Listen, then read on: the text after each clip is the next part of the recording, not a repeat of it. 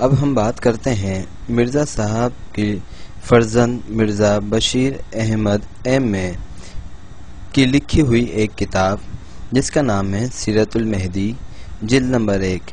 اس کے صفحہ نمبر 11 اور 12 پر انہوں نے اپنی والدہ صاحبہ یعنی کہ نصرت جہاں بیگم سے روایت کی ہے کہ وہ فرماتے ہیں، والدہ صاحبہ یعنی نصرت جہاں بیگم نے فرمایا کہ مرزا صاحب کو پہلا دست کھانا کھانے کے وقت آیا، مگر اس کے تھوڑی دیر تک ہم لوگ آپ کے پاؤں دباتے رہے اور آپ آرام سے سو گئے، میں بھی سو گئی، لیکن کچھ دیر بعد آپ کو پھر حاجت محسوس ہوئی اور پھر آپ غالباً 1 یا 2 دفعہ پخانہ تشریف لے گئے۔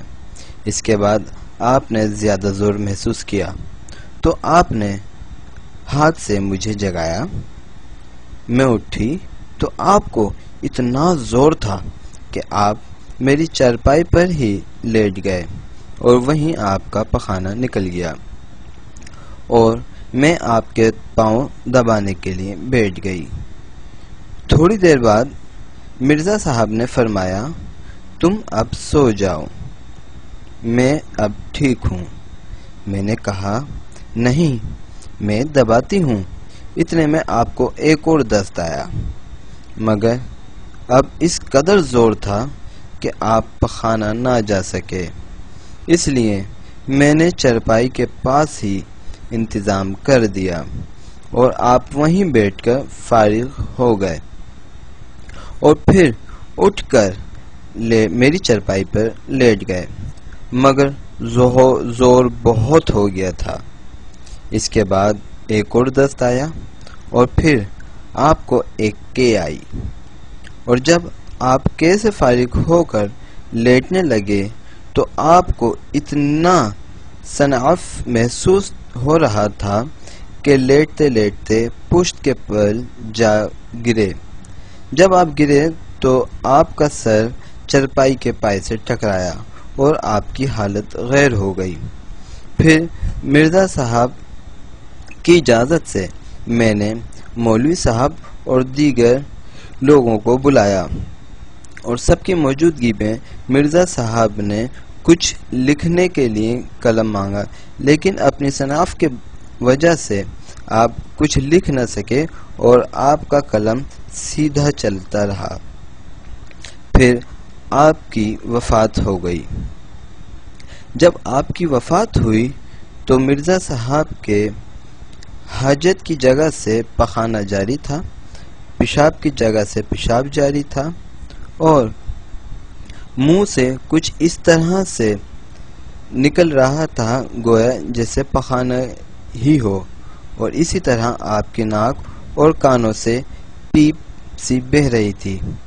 پھر ہم نے مرزا صاحب کو اٹھا کر ایک الگ جگہ لے گئے، وہاں مرزا صاحب کو غسل کرایا گیا، لیکن مرزا صاحب کے غسل کرانے کے باوجود مرزا صاحب کی ایسی ہی حالت تھی کہ آپ میں سے گو کی بدبو آ رہی تھی، اور پھر مرزا صاحب کو ہم نے ایک مال گاڑی میں سوار کر کے، یعنی کہ مرزا صاحب کی لاش کو مال گاڑی میں سوار کر کے لاہور سے، چونکہ مرزا صاحب جس وقت مرے انتقال کیا مرزا صاحب نے، اس وقت آپ لاہور میں مقیم تھے اور آپ کو مال گاڑی کے ذریعے قادیان بھیجا کیا۔ یہاں پر میں مرزا صاحب کا ایک قول بیان کرتا چلوں۔ آپ مرزا صاحب نے حقیقت الوحی صفحہ نمبر 206 اور روحانی خزائن جلد نمبر 22 صفحہ نمبر 215 پہ لکھا ہے، جھوٹ بولنا اور گو کھانا برابر ہے۔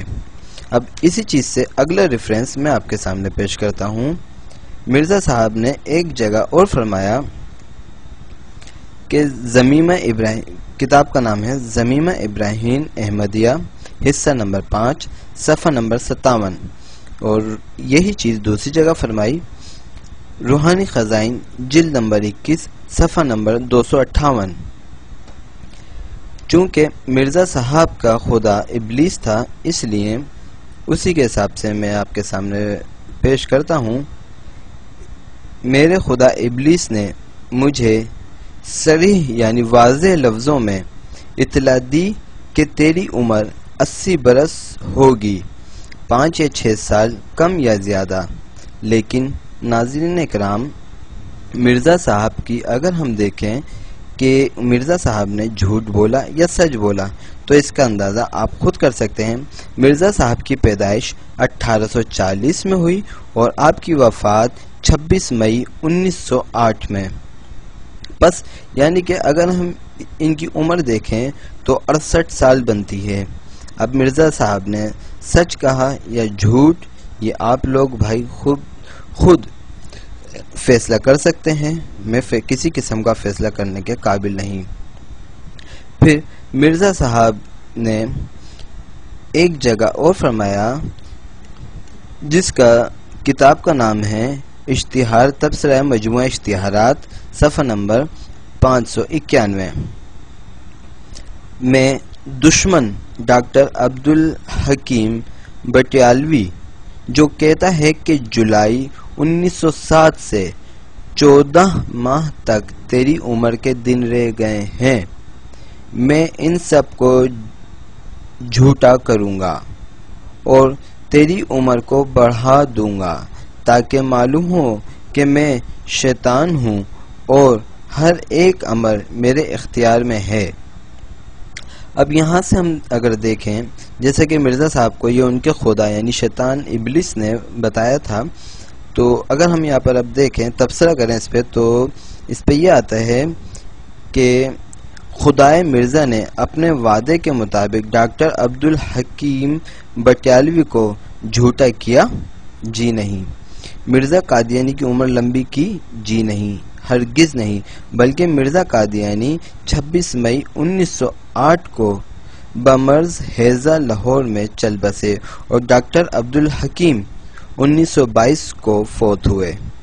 اب سچ یا جھوٹ اس کا اندازہ آپ لوگ خود کر سکتے ہیں، اور مرزا کی جس حالت میں مرے مرزا صاحب وہ آپ کے سامنے ہے۔